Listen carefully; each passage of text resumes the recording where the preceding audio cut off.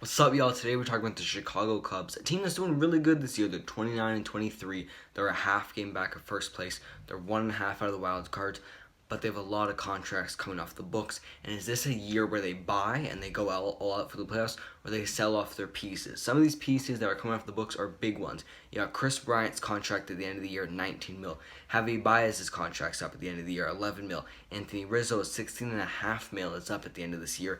Zach Davies' 8 mil is up at the end of the year. Wilson Contreras' deal is up at the end of next year. So here is the situation. You have this team with a lot of guys, a lot of fan favorite players.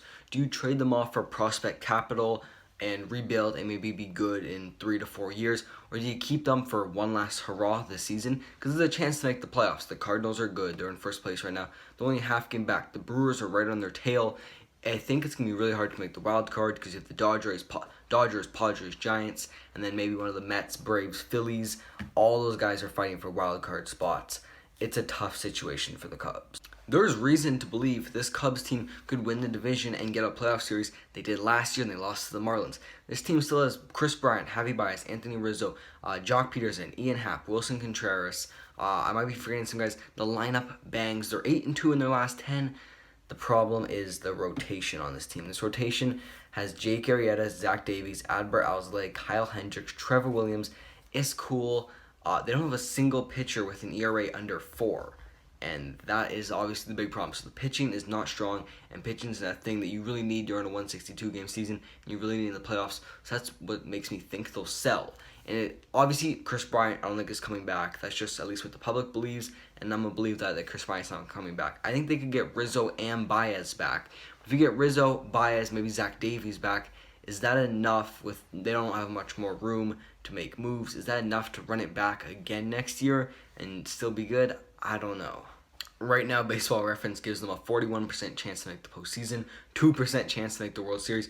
Everyone's going to use the Nationals card that they were like 10 games under 500 halfway through the year, and they rallied and won.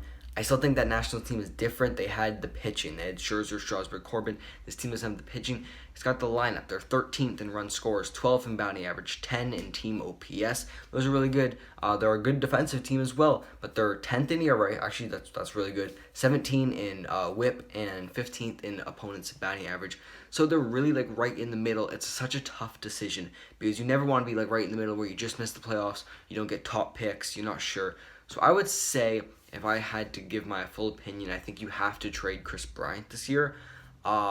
He's not coming back this year. At least get something for him, especially he's having a really good year. I think they're gonna sell because they sold Darvish this year, so that might be kind of a proof that they're selling. Javier Baez is tough because Javier Baez has been up and down. I just think you could get some really good prospect capital. It's tough, man. I know the Chicago loves these players on the team, and they had a dynasty. They won that big World Series.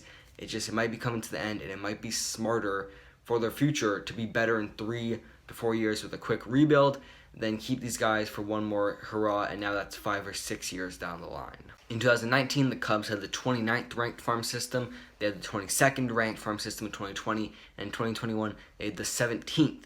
So you think if they get some good prospects, they could jump up to 13, 12, maybe even top 10 in farm system rankings, and that means a quick rebuild because even if the prospects don't come up, prospect capital is so important nowadays. You could trade those guys for more players.